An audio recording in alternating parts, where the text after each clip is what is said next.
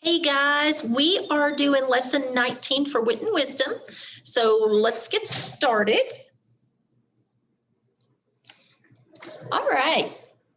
So what fluency skill are we working on if we're trying to read without making any mistakes? We're working on accuracy, aren't we? Yes. So let's practice the following words. These are words that were in Adelita. We have the word senor. Repeat that after me. Senor. Rebozo. Cenicienta. And Javier.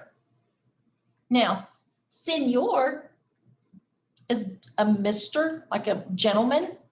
A rebozo, remember, is the shawl. Cenicienta is Cinderella. And Javier, remember, was the gentleman that she fell in love with. So it says we're going to echo read the fluency passage after practicing those words above. So guess what we're going to do? Work on fluency. So I am going to share my screen with you.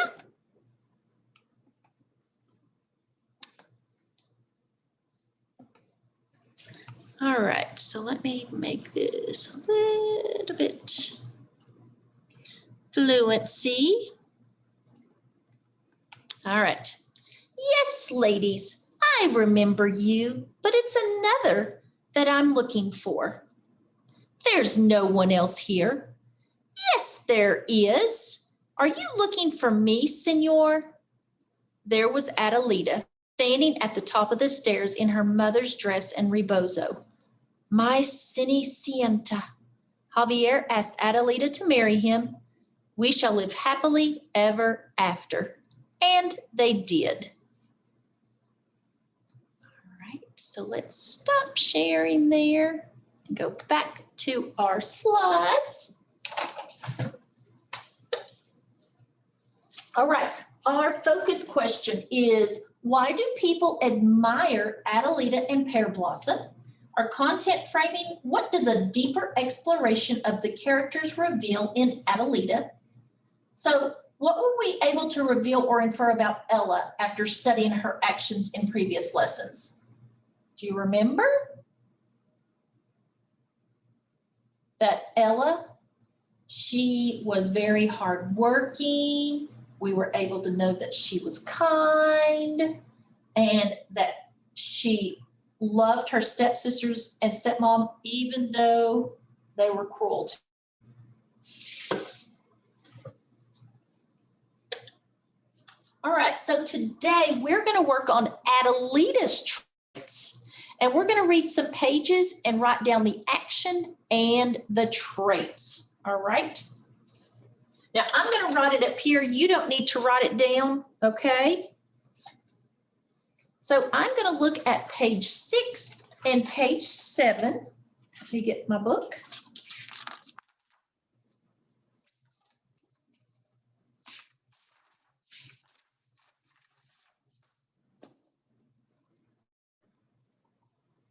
All right, let's see here.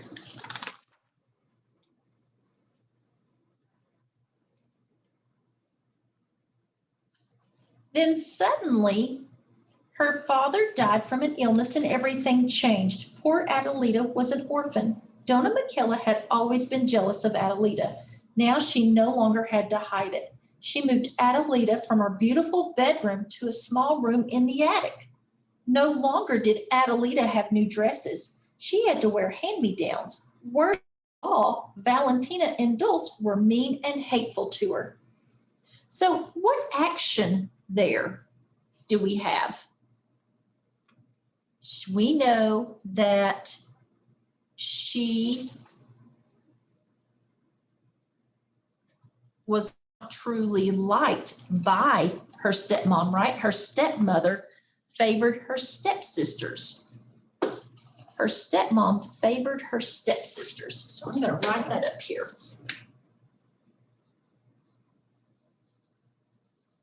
Stepmom favored stepsisters. What kind of trait is that? Stepmom favored stepsisters. It's like she's understanding, right? She understands why her stepmom favored her stepsisters because they were her daughters. So the trait is understanding.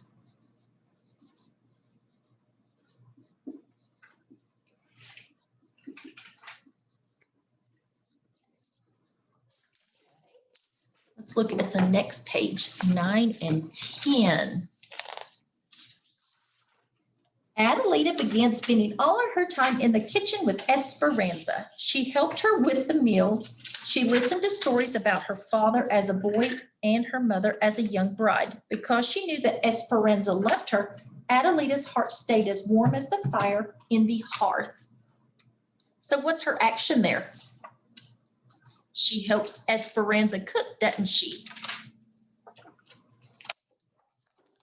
So, and then we've got another one on the next page. So helps Esperanza cook. Okay, so let's look at page 10 because that was just page 9. On page 10, it says, one day, Dona Michaela came to the kitchen and spoke to them. I am spending too much money in this household. From now on, you, Adelita, will work in the kitchen. You are here all the time anyway. And you, Esperanza, out. I want you to leave immediately. Oh, Senora de la Fortuna, please don't send me away. Esperanza pleaded. I have been with this family since I was a girl. I will work for no money, just for a place to lay my head and a bowl of beans and a tortilla. Oh, please, Mama, Adelita begged. Esperanza can share my room and my food. Out, shouted Senor Michaela de la Fortuna to Esperanza. So what was her action there? She offered to share her room and food with Esperanza, didn't she? So she could stay. So offered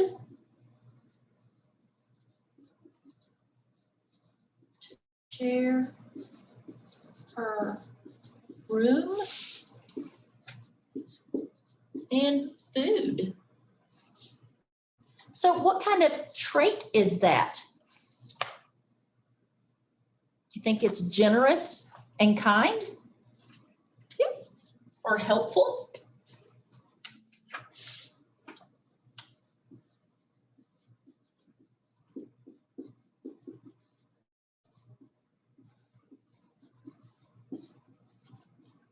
All right. So let's go to page 11. Page 11, and let's look. Then in an icy voice, she spoke to Adelita, and don't you dare call me Mama again. I am Dona Michaela to you. She turned and left, nose in the air. Entre lagrimas y abrazos. Amid tears and hugs, poor Esperanza said goodbye to Adelita and left her with meager belongings. Adelita was in despair. The days ahead held nothing but loneliness and hard work. Adelita had to prepare all the meals, clean the rooms, and fetch and carry for Valentina and Dulce, who became more like meanness and vinegar. So what did she have to do on this page? She had to cook and clean, didn't she? Okay.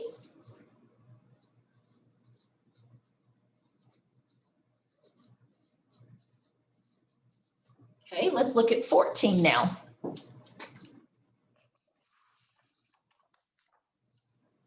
On 14, the next days were busy. Adelita did not have a minute to herself, washing, pressing, sewing ribbons on, taking lace off at the mercy of every little capriccio, which is whim, of the sisters as each tried to outdo the other. So what was she doing there? She was preparing Valentina and Dulce's clothes, wasn't she, for the festival?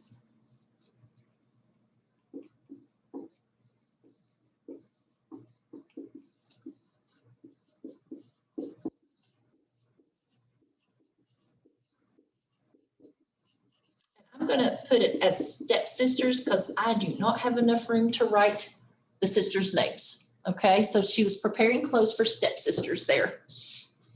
So what does this tell us? She cooks, she cleans, she's preparing clothes for her stepsisters. She's really hardworking, isn't she? She's always busy doing everybody else's work. So hardworking. So let's look at 29 and 28.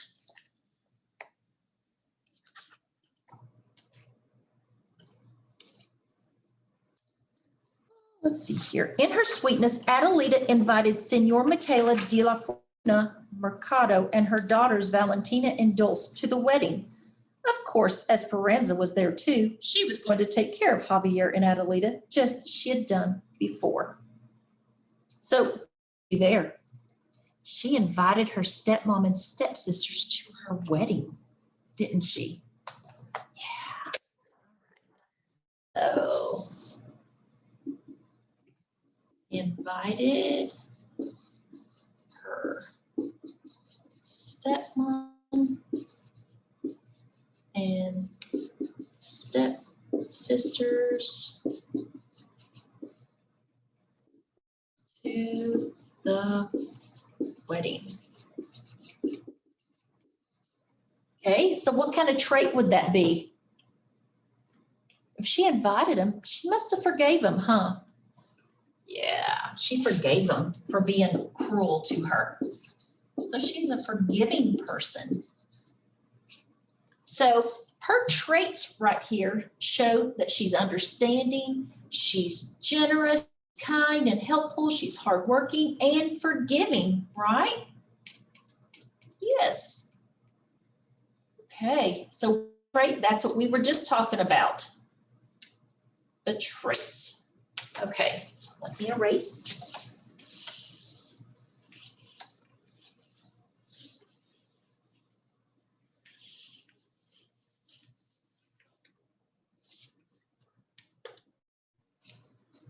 Okay, let's experiment with conclusions. Conclusions there. It says, how do conclusions work in an opinion paragraph?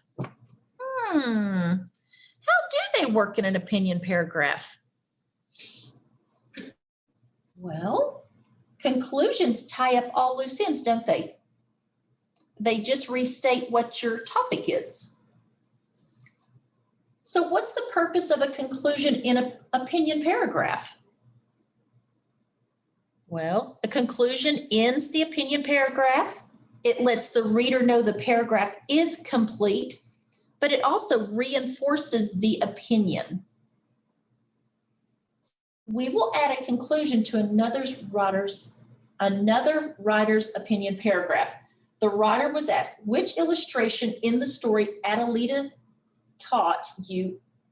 Let me read that again. Which illustration in the story Adelita taught you the most about the character Adelita? So which picture in the story? Well, let's see which one he chose.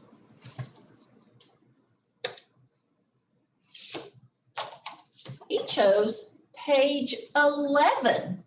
And I'm going to show you page 11.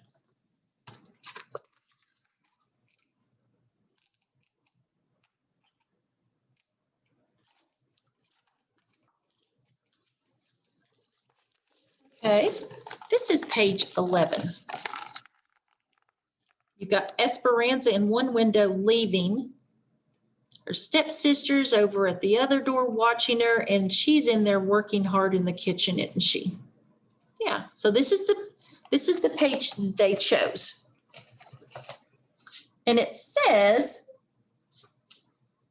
in my opinion, the illustration on page 11 taught me the most about Adelita. The illustration helped me see that Adelita was lonely. She had to work in the kitchen by herself, and she had to clean all of the rooms. Now, what is the writer's opinion in this paragraph? What is his opinion there? I think it's saying that he believes that she was lonely, right? She was by herself. What do you think?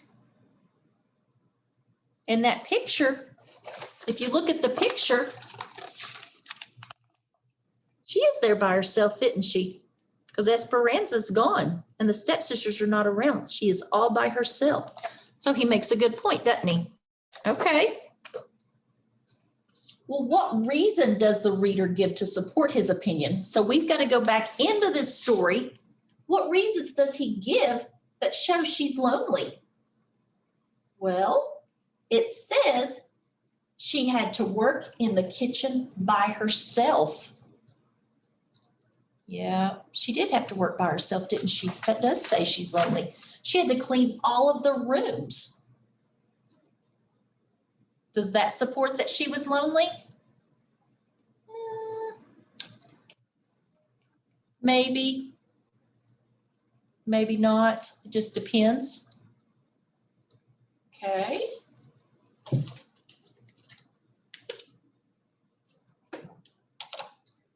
That is why blank. This shows blank. So that is why the illustrations taught me more about Adelita. That is why the illustrations taught me the most about Adelita. That is why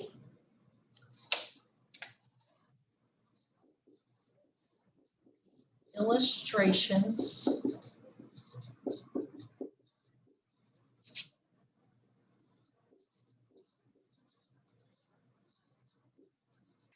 that's why the illustration showed me Adelita. Okay. And then this shows what? What is it showing? That Adelita was lonely.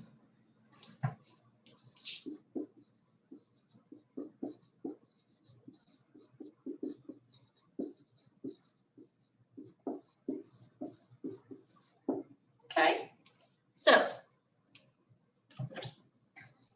it says use one of the two sentence frames and orally tell your partner your conclusion sentence for your opinion paragraph. All right. Well, we did both of them. So you can write your conclusion sentence, whichever one you choose, in your journal. Now, you may have come up with a different conclusion to that story, and you can write that in your journal, okay? But just make sure you write your conclusion sentence in your journal.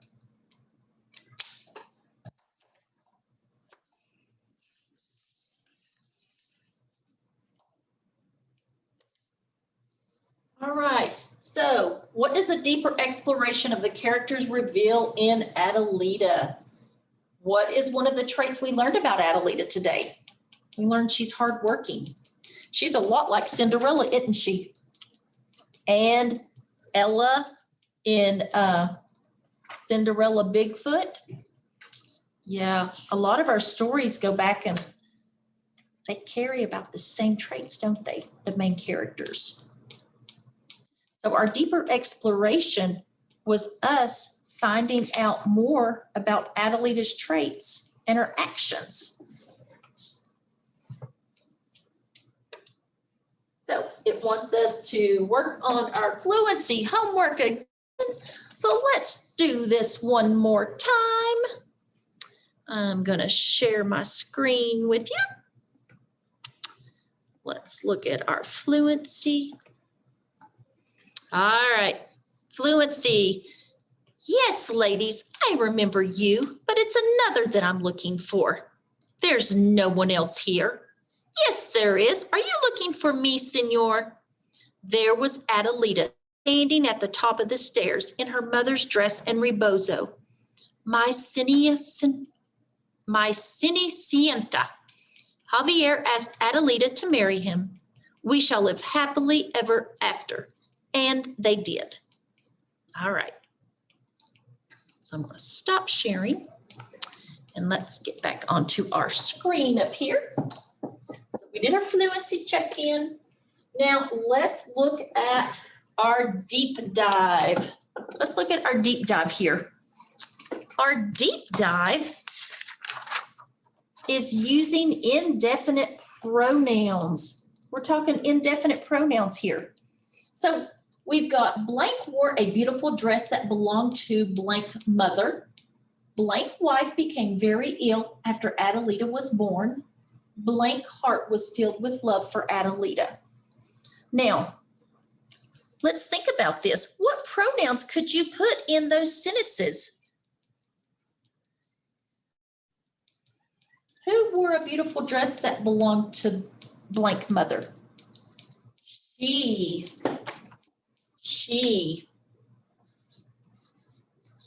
She wore a beautiful dress that belonged to her mother. And she would be for Adelita, okay? Blank wife became very ill after Adelita was born. Whose wife? His wife, right? Adelita's father, so it would be his.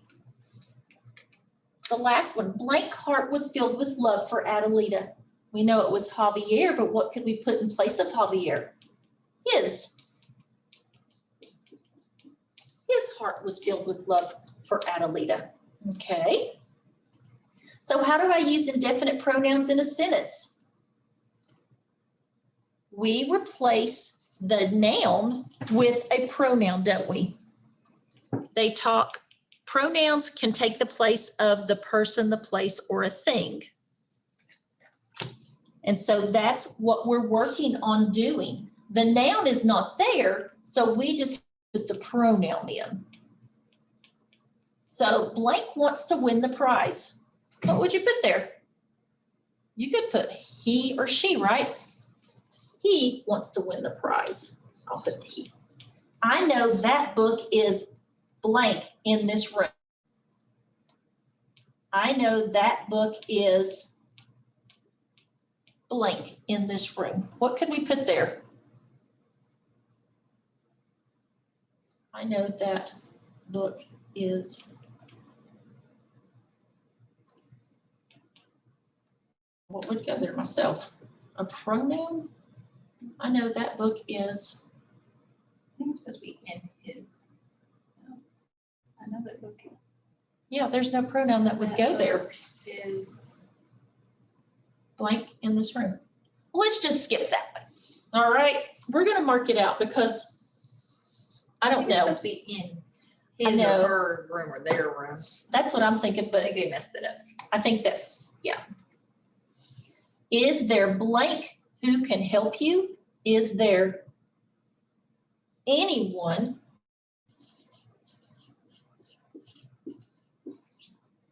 who can help you? My sister will do blank to help others. My sister will do anything. What? I know that was Somewhere? Yep. All right, friends, I'm gonna go back to this one. I'm crazy cook today, apparently. Can't get it together. I know that book is somewhere in this room.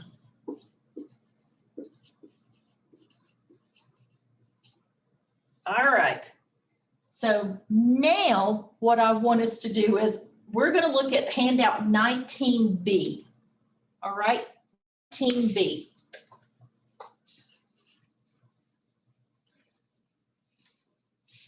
That was the last. All right, let's look at 19B. So I'm going to share my screen with you.